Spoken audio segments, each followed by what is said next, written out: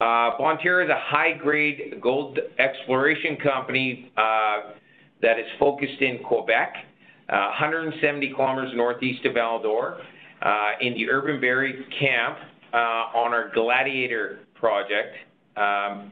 So Bonterra's been working away. We've got a current 43-101 resource on our property that's dated back from 2012 that contains 273,000 ounces at 9.37 grams per ton. Just so you can get kind of a visual, that's 200 meters at strike by 200 meters at depth. That's just over 15,000 meters of drilling went into that 43-101. The company has gone through a transition where from 2012, it got cleaned up, new management. I took it over in 2012. 2014, I got together with the VP of Exploration, which is Dale Ginn, with his vast, knowledge and experience. This is something in short order. We took that deposit that we had there and stretched it over 1.2 kilometers at strike by a kilometer at depth, defining now 5 zones, discovering a 6th zone just recently. So this is definitely in short order. We have accomplished a lot. Last year in 2017, we drilled over 70,000 meters. This year alone, so far we've drilled over 30,000 meters with the goal of drilling 70,000 meters this year, but we've already accomplished close to half of that this winter.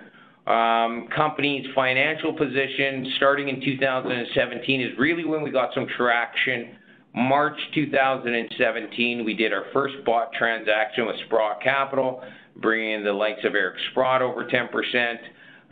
Second bought transaction was for another $20 million. That was done in June of 2017, bringing in the likes of Kirkland Lake Gold, Joe Foster from Vanek the Fund.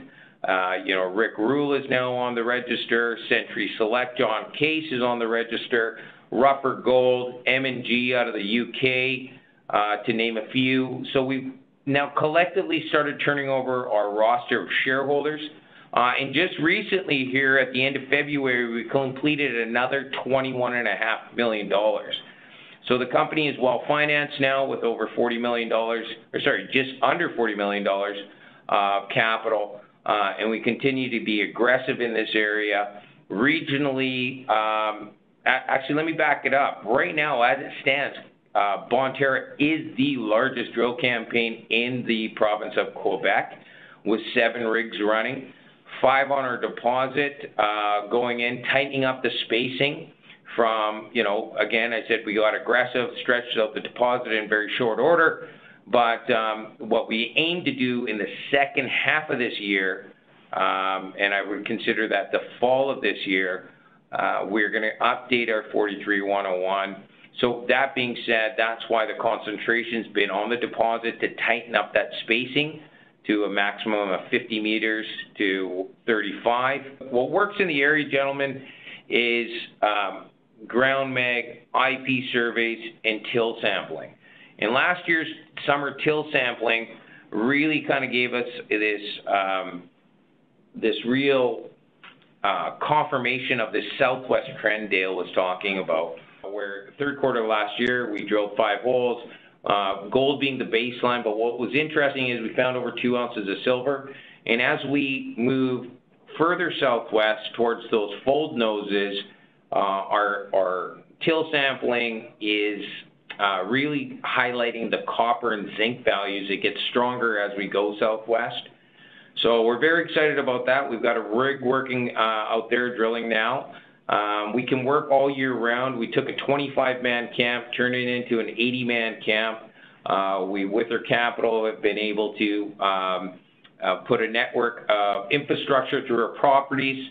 And now to the 7th rig is to the northeast, called the St. Cyr.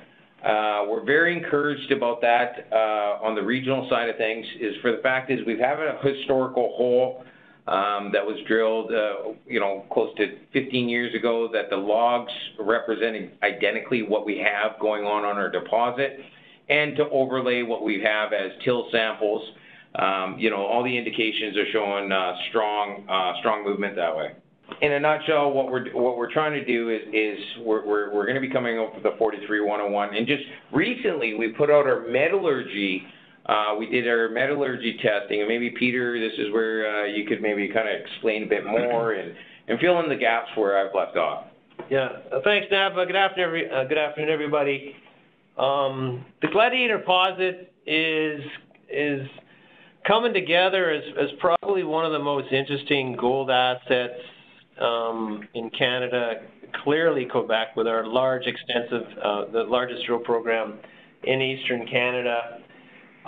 You have the grade, which I'll just touch on, Nav, as the old resource from 2012, 9.37 grams per ton. Of note, 90% of all operating gold mines in the world today operate less than 8 grams, so we're in the top decile of the industry. So first of all, we've got grade, as Nav touched on. We've got location. We're in Quebec, top 5 industry-rated location in the world, according to the Fraser Institute for a year. We're in one of the most exciting exploration camps in Canada called the Urban Berry Camp, with a Cisco about 10 kilometers away, drilling off their deposit, ourselves with a larger campaign now than a Cisco. Other interesting deposits coming into the area, building a camp that's looking to have probably in excess of 5 to 10 to multiple million ounces of gold. So if we focus in on the Gladiator, Bonterra has been doing a lot of work de-risking the asset. As we've been progressing over the last 2 years, commencing in the fall of 2015, historically, as Nav mentioned, 15,000 meters of drilling was completed. We've done an additional 83,000 last year, meters alone. We're doing 70,000 meters this year to add into the additional 83. At some point here in the next month or 2 or 3, we're going to do a handoff. So we're going to continue drilling, but we're going to hand off, cut off the meters, put it into a geological model, and hand it over to some consultants to lead into what I call the biggest catalyst of Bonterra here in 2018. We've got all the check marks that you want to see in a project that gives you an indication this is a production or development story coming to fruition over the next year or so. Hence the investing group that Nav mentioned, bringing $61.5 million to the company in the last 12.5 months or 13 months. We've brought in the institutions. We've got a great liquidity building every single day. We've got the corporates in. They've all done their due diligence. What they see is grade, geometry. So the geometry of our deposit is vertical in nature. We've got the width in the mineralized veins of 2 to 3 to 4 upwards meters in width. Those are mineable widths. They extend to surface. This will be probably an underground gold mine in the future. So we've got the geometry, the width, we've got the location, we've got the grade. But the one main thing that we all look for, I'm an engineer by trade, in order to completely de-risk an asset to allow it to have the life, is metallurgy. Metallurgy is key. Us miners, as most of the people know today, you want 90% minimum to even have a potential idea that an asset can go into production down the road. Our peer group total recovery adds up to about probably on average 95 to 96%. So we've done our preliminary metallurgy. We have probably the cleanest rock that I've seen in the industry, up to 99.4% recovery on the gravity plus cyanide. But interesting enough, our gravity plus float is 97.3, which clearly indicates we might not even need a cyanide circuit placed into the potential future processing plant at the Gladiator project. Gravity is crush and grind. You crush it to various from coarser down to fine grain sizes. The finer you normally grind it to, the more gold you recover. So interesting enough, if you dive deeper into the gravity, on average, at all grind sizes from coarse to fine, we have a gravity recovery of greater than 70%. What this indicates out of the gate in our preliminary work is that the potential costs related to the capital and ongoing operating costs for crushing the rock at the beginning of the gate is going to be cheap. It's going to be less capital intensive for the system. We have on average probably nearly 100% greater recovery than our peers on average. Our peers on the gravity circuit range from 5 or 10% upwards to 40-some%. So at 76.1, we're doing well ahead of the group. We've kind of high metallurgy done, the grades coming in as we've seen.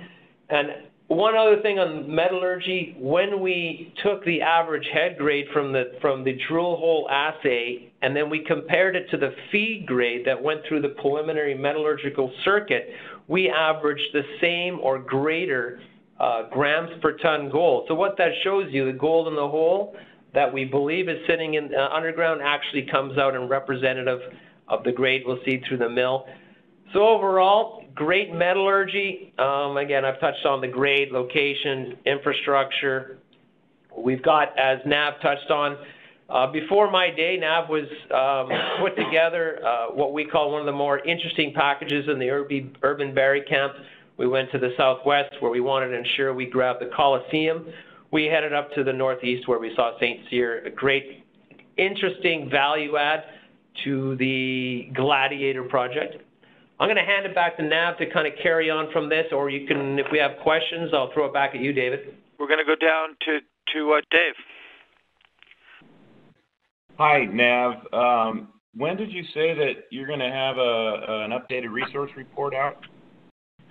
We're looking for the second half of this year. As Peter was mentioning earlier, we're aggressively still drilling on our deposit. So at some point here in the next, call it, couple weeks to a month and a half, where the team right now is actually currently in Val-d'Or, orienting the core, going through all the data, hole by hole by hole, because we want to make sure that we send off a solid database to our consultants that will be putting together a report. So I want to give you as much detail on that for you. So, you know, again, we'll end up cutting this off here in the next month. But we'll continue drilling, but we need to draw a line in the sand where everybody's comfortable, the spacing's tight enough. And why we're taking the time that we need is we may have more of an indicated value than an inferred value. So we want to take, you know, we've been patient to this point. We just, we're going to be patient enough to make sure that we come up with a solid 43-101 that's definitely there to impress the public. Yeah, one thing just to add to that, as we, I'm not sure if we mentioned, we're doing 50-meter spacing, so that lends into Nav's comment that the old resource from 2012 is inferred. With 50-meter spacings, we're going to easily grab and build in a substantial indicated, or as we all know, a higher rated ounce in the ground valuation. So again, it will be handed off at some point early summer. Will there be any measured resource on there, or is this just to move inferred up to indicated? I would say that there potentially could grab a few ounces on the measured, but we're being conservative right now. We're easily going to throw in a bunch of indicated, a substantial amount. If some of the holes seem to be a little tighter spacing where we or the external independent consultants feel they can put it into the measured. The one thing that if Dale Ginn, which I've known for 20-some years, when we used to work together at Hud Bay and up in Flin Flon, as we've been drilling off the project, the predictability of the nature of the mineralization is absolutely easy to be able to ensure that each drill hole is intersecting mineralization through each of the growing number of zones. Even 2 weeks ago, or 3 weeks ago now, we added a 6th mineralized zone. It's a brand new zone. It's south of what we call the Barbo zone. So the system is open in all directions. So that's why, as Nav mentioned, we're going to have a draw line in the sand, and we need to send this to the consultants because it just keeps getting bigger. It keeps getting bigger to the north, to the east, to the south, to the west. So we'll draw a line. If some of the holes hit close enough, we'll have to measure it. Sorry for the long-winded answer.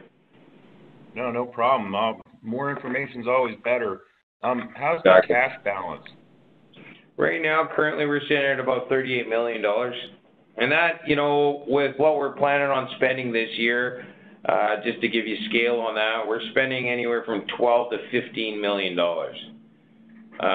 And that's being aggressive. But again, we're comfortable in our treasury. If regionally we see where the smoke's coming from, we're able to comfortably, get aggressive on that. So right now, we've got a leeway of to a year and a half, 2 years worth of capital. Great. Well, as you know, I love this story. So thanks for your time today. No, I appreciate it. Thank you. Thank you. Just an additional comment, more information. I was talking to a few people over the last day. We've had a lot of compliments or kudos on what we're really developing here with the metallurgy and the grade. And some of the comments that we're hearing now is the enterprise value or the metrics that'll be associated with the potential re-rate opportunity of Bonterra when we announce the resource and as we start to look at the next part, which would be the PEA potential.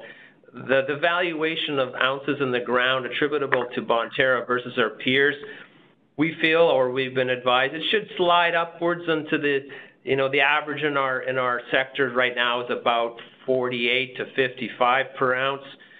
Based on the grade, the nature of the location, the geometry, and the size and the scalability, and now the metallurgy, we believe we can climb up into the a lot higher than this $50 per in situ ounce versus some of our weaker peers, as I like to call them. Real quickly, is that 48 to 55 per ounce? Is that based on 43,101 ounces, or would it be based on a PEA? Global ounces contained within the company as a whole. As we all know, if you've got some 2P ounces or proven and probable, or if you slide just one notch lower measured, you're getting higher ounces. You don't really, or any of these non-compliant historical ounces that don't have enough meat to them, you won't get any value specifically related to the company. We do have another project that we have some geological modeling occurring at to ensure that if we ever spend dollars there, we're allocating it to build that, and then that's about 1 million ounces in Ontario. But again, our priority focus number one is Gladiator. Yeah. Great, thank you. Doug. Oh, I will ask my usual question. How are your permits? Permits are not a problem. What we've established since 2009, since I've been in this area, we've established a good presence, good working relationship, not only with the ministries, but also with the communities at large in the area. So the permits are not an issue for us whatsoever. But they take time. They do take time, but the time that it takes, take for instance, one of the safest jurisdictions and one of the most proactive areas in Canada, if not let alone North America, would be north of the 40th parallel in Quebec, which is their Plan Nord. They are very proactive with exploration companies like ourselves. Take, for instance, we just received $1.3 million from the Quebec government as a 38% return for the dollars we spent on building infrastructure. That's hard cash. They'll give us back. When you invest hard cash into exploration, they give you 38% back. So that kind of gives you the attitude and flavor of what we're doing, sort of thing. So is your long-range plan to have a mine or to de-risk it and get eaten? Well, at this point in time, we're going to build it as if we're going into production, but there's not many 2 million plus, or 1.5 million, 2 million plus ounce deposits, high grade, that are as clean as ours. Well, I'm going to answer it honestly. I don't think we're going to make the distance even if we try. Okay. Well, it's very interesting, fascinating. Thank you. Yeah. And even like I think Barrick mentioned this morning, with a number of companies, a lot of these companies, as the team on the phone on the call know today, they're just learning that their resource or inferred or base resources, they all try to add, 5 to 9 million ounces every morning to try and keep their production on track. They're all falling short. We personally see, or I believe that there's going to be a lot of looky-loos into companies like ourselves to build up their base sooner and later. They made a lot of mistakes 5-6 years ago by paying it at the top of the market. Again, as Nav mentioned, de-risk it, head towards it, complete the engineering side, and just keep pushing forward to ensure that we make it the highest valuation as possible to everyone. And you also have to take a close look at the camp we're in. There's a camp building of 5, 6, 7, 8, 9 million ounces, whatever's going to happen. That's an attractive spot to someone to put a centralized mill facility. And back to the metallurgy, again, having the cleanest rock, we can crush it, grind it, pour some gold on site, and ship the con down the road to any mill, anywhere, and it'll get accepted. Sounds great. Thank you very much. Welcome. Thanks for your question. Thanks for your question, Doug. We're going to turn to Michael. Good to have you on the call. Oh, hello. Sorry, I had my mute on. Thank you for the overview. So yeah, I'm trying to triangulate. I think people are excited about that area. Certainly, Osisko Mining doing a lot of drilling, and so it looks like it could be very exciting. I think when I look at Osisko Mining, maybe to a lesser degree, you guys, the market caps have reflected some of that excitement. So I'm just trying to triangulate.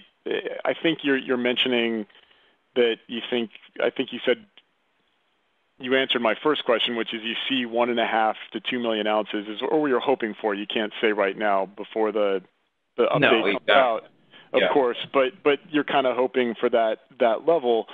And so my question is, I would assume the problem with underground mines is they're more profitable if they're large enough, and the grades are much more exciting. But I would think, I guess what I'm trying to ask is, how many ounces do you think you'll need? How many more ounces will you have to prove out before you'll have a kind of a viable project? Because the problem with some of these underground mines, like I'm thinking of Premier's Hard Rock and things like that, is that you can only drill so far underground, and then you sometimes end up with projects that have a 10 or 15% IRR, and they're just not viable in today's.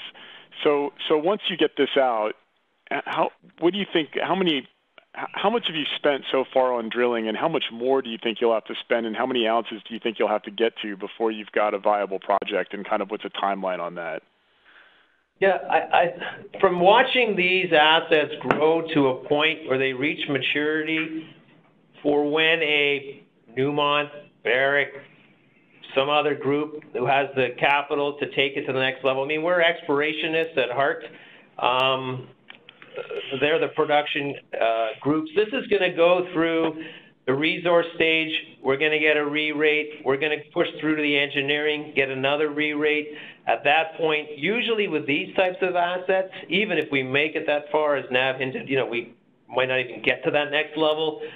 We're going to push through to the ramping portion to be able to reach to the bottom. But we've tested this system to 1.1, 1.2 kilometers. Very predictable. Every single hole we've drilled on the infill expansion definition drilling has intersected gold mineralization similar to the nature of the historical resource of 7 to 15 grams. We see, as Nav mentioned, we don't know what it's going to be, 1.5, couple million ounces, but as it's clearly open to the southwest, northeast, there's going to be a lot of interpretation. And like, if we reflect back to when Goldcorp and El Dorado took a run at Cerro Negro, I can't remember how many ounces they had in the ground, but they doubled it and paid twice the premium to get a hold of the asset. And I think they ended up getting, 5 or 6 million out of that one. Interpretation's going to come into play. would it be viable at $2 million with the grade and the nature and the accessibility and the infrastructure in place? I suspect so, especially noting the metallurgy. There's going to be a lot of reductions in capital and operating costs for the project. So it's a long-winded answer, but I think we probably will have enough by the resource and with a little bit of back-in-the-envelope engineering to allow someone to get closer. And I'm going to just expand on that just a tad more is, so you asked a question on size. You know, we're aiming for giving you approximately anywhere from 600 to 800 meters at strike to about 600 meters at depth. We know that this continues on. We have not closed this system off. As just 2 weeks ago, we just discovered a 6th zone that we're working on now, flushing out as well. So this is something that keeps showing us more and more. So again, we're gonna give a 43-101 tightened up on the top end of the deposit, where, you know, Peter was talking about if we when we get to the bulk sample, that's where you'd put the drills and be more economical, because drilling a kilometer plus holes, gentlemen, is 3 to 4 weeks and it costs money. So where are we more efficient? Getting on top, knowing where we know where the deposit is, knowing that it is open at depth, but let's concentrate on what we can showcase right away and get to that next level. Yeah, I mean, that's a good answer. You pretty much, you want to get to something that's viable and start producing, and then maybe generate some cash flow and get down there so you can do some of the deeper drilling, because it's cheaper to do it once you've gotten down there. You know, once you're in there. So, you know, just from I like your thought process on the re-rate, and the game we're always playing is how much dilution is it going to take to get to that stage, and where are things now? And, you know, so if I think about, you've got a lot of cash, which is great, but if I'm going to say it's 2 million ounces, you know, you're already, gosh, you know, if I figure you're going to spend that cash on more drilling, you're already kind of at $40 or $45. You know, not a lot of companies have the amount of cash you do, but I'm assuming you're going to have to spend a lot of that drilling the next couple of years. A lot of it will be focused on the drilling. There's no two ways about it. If you look at the roster of the shareholders, when it does come time for the more capital injections, we need as a group, and this is why we've excelled the way we have, is call us, you know, coming together, myself, Dale, Peter, and the whole team, is we're getting recognized for two things. Is we know how to manage the capital, and for the most part, we can manage expectations. And how we go about that, you may ask, well, you know, people's expectations are all over the board. Absolutely they are. But we're going to lay out a plan for you. And we tell you that we're going to do A, B, C, D. Next time we talk, and if it's within that timeline, we will have ABC done. You know, in the exploration, things do go, you know, nothing ever really goes according to plan. But we try to keep everything as close to the edges of that road to make sure we keep continuing down that path. That's where we've had a lot of success in what we do and how we go about it. We keep our nose to the grindstone. Markets are as such, but look, we're creating value. Guys have modeled our deposit on their own, and, you know, have at it, go ahead, talk about it, but we're not going to end up getting sucked into a vortex. Hurry up, get this done.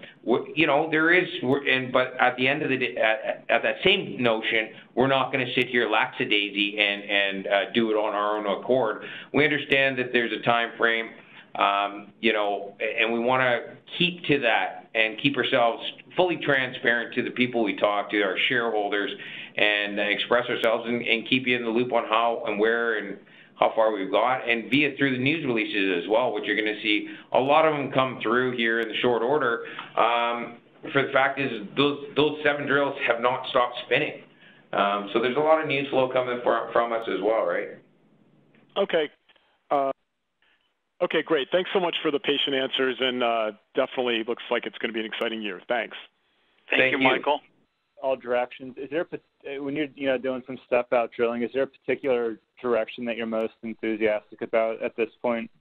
Yeah, well, you're kind of seeing, if you go through our long sections, you kind of now start developing. You go from the footwall main zone. If you flip through them, you're starting to see an easterly plunge. So we're kind of starting to flush that out as well.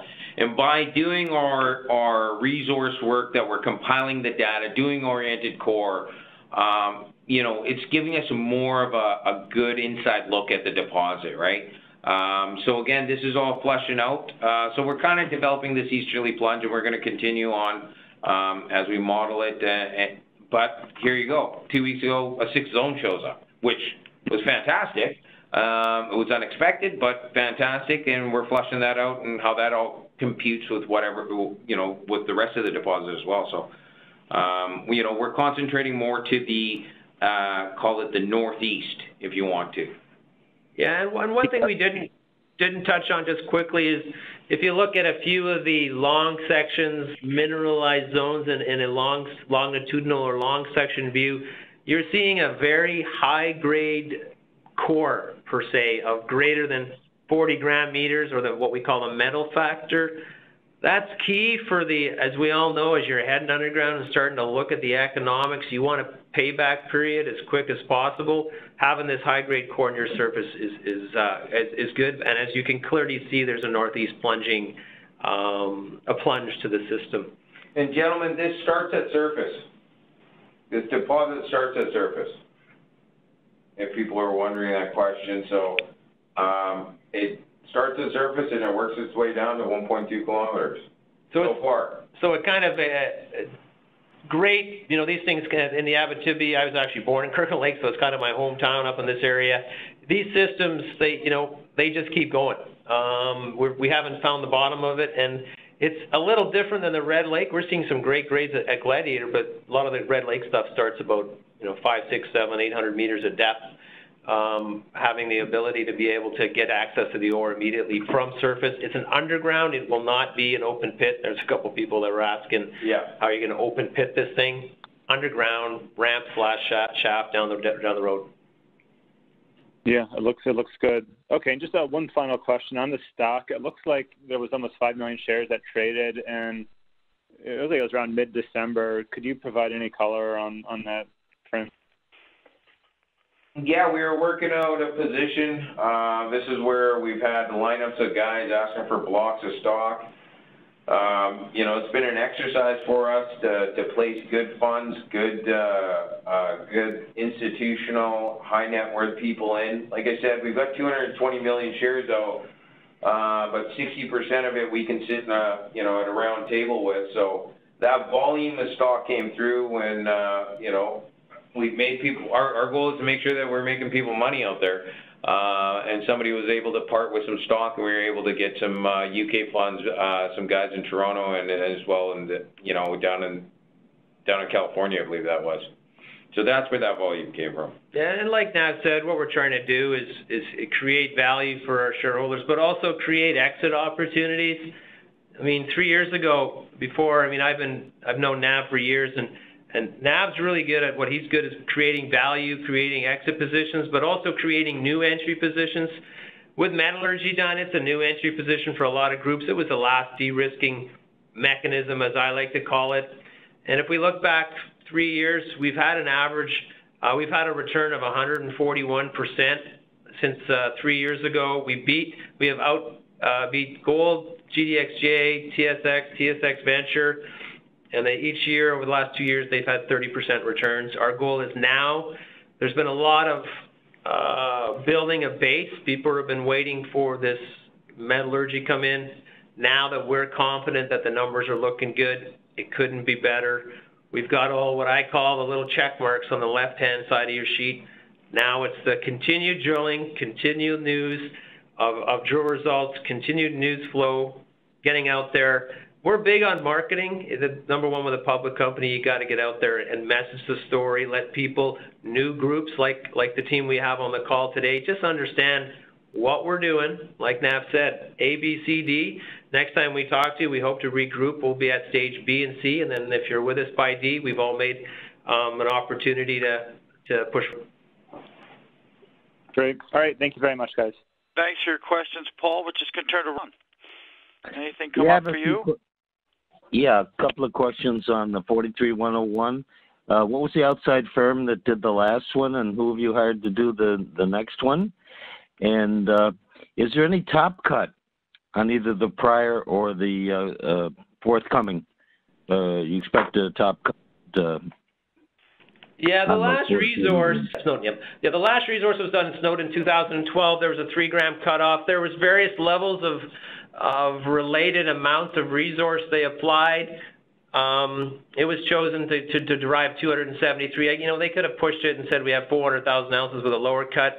Having a top cut is critical in all these high-grade nature projects. We have not fully confirmed who will be doing the resource update later this year. We've got a couple of groups we're receiving bids on. It's critical that the group we use, the experience they have, that they bring to the table, they have to understand what type of deposit. Again, they have to be independent. And it's a very close relationship, as we all know, when you're dealing with these external independent consultants. We're going to hand over an internal model that we're satisfied with 100%, and we want to feel comfortable that the group has the experience to deliver. And as we said, we're handing over the model sometime this summer. We'll work back and forth, add a couple, 3 months by the time they're done. So as we said, we've been given guidance for the last year and a half, 2 years of second half 2018. We're going to hit it, and we're going to hit it pretty much probably right in the middle of that second half, but we'll see how it comes in. Thank you. We're going to turn to Steve. Yeah, hi. Am I correct? Is it the shear zone that's controlling where the quartz-bearing gold veins are coming up? Yeah, I would. So I took 4 years of geology 30 years ago, but I got into the engineering side. But yeah, it is. It is a very being such a predictable mineralized system.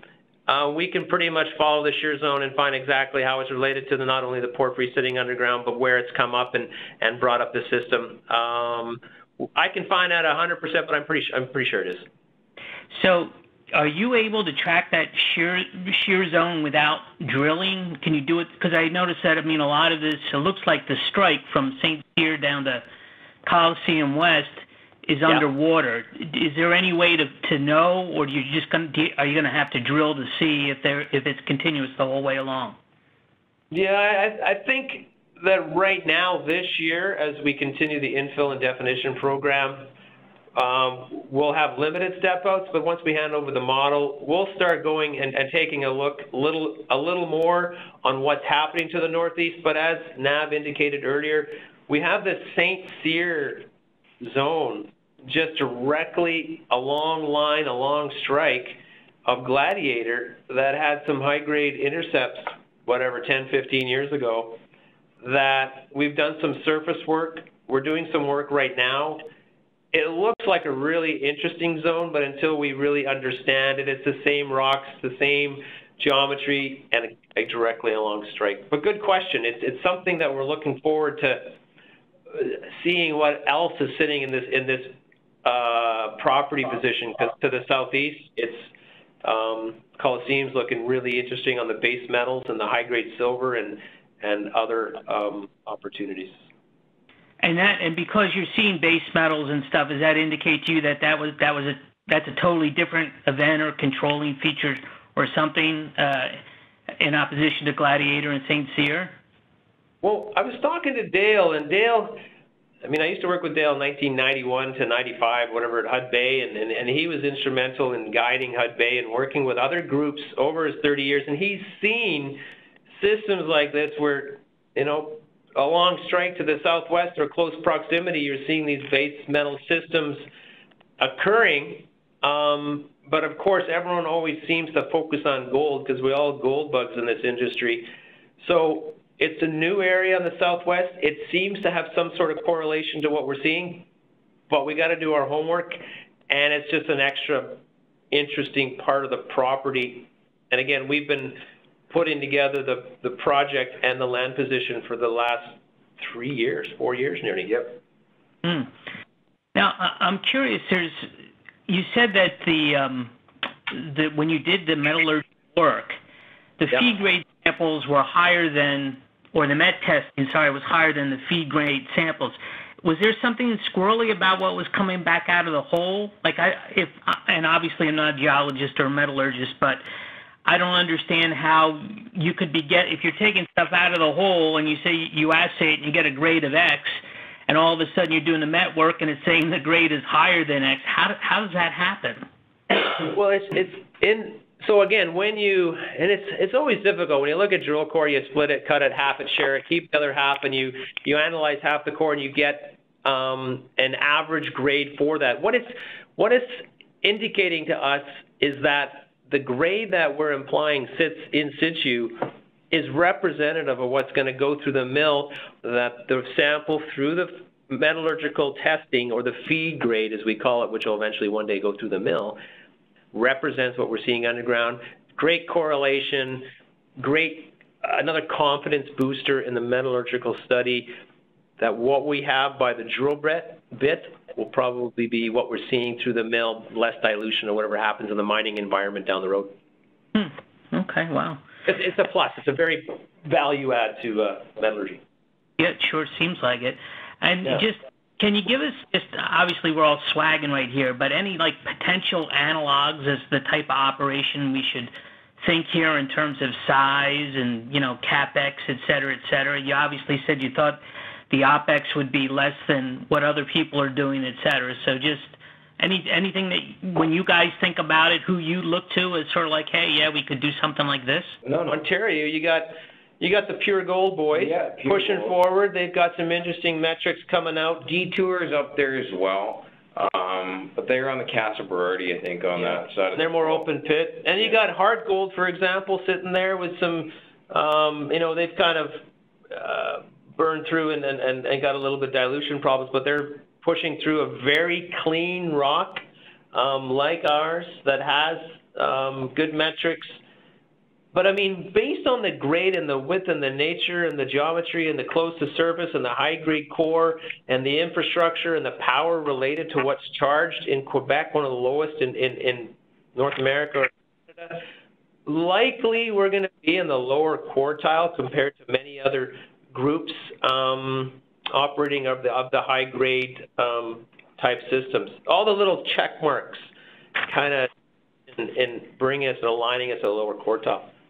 And if you don't need a cyanide circuit, is that ballpark like a 50 million type of an item, or is it like a 100 million type of an item? Oh no, it's a lot less, but it's cyanide. The cyanide's a great, easy system to manage. It's containable. You're not really getting into any environmental issues, but not having a cyanide system that you might not even ever need really helps on the footprint environmentally and on the permitting side, where people go, hey, you're just adding some clean reagents to an easily crushable rock that you're getting most of the gold. And even when we looked at the Nelson concentrator on the gravity, we actually had in the high 80s of gravity with only a little bit of really to the rougher tails.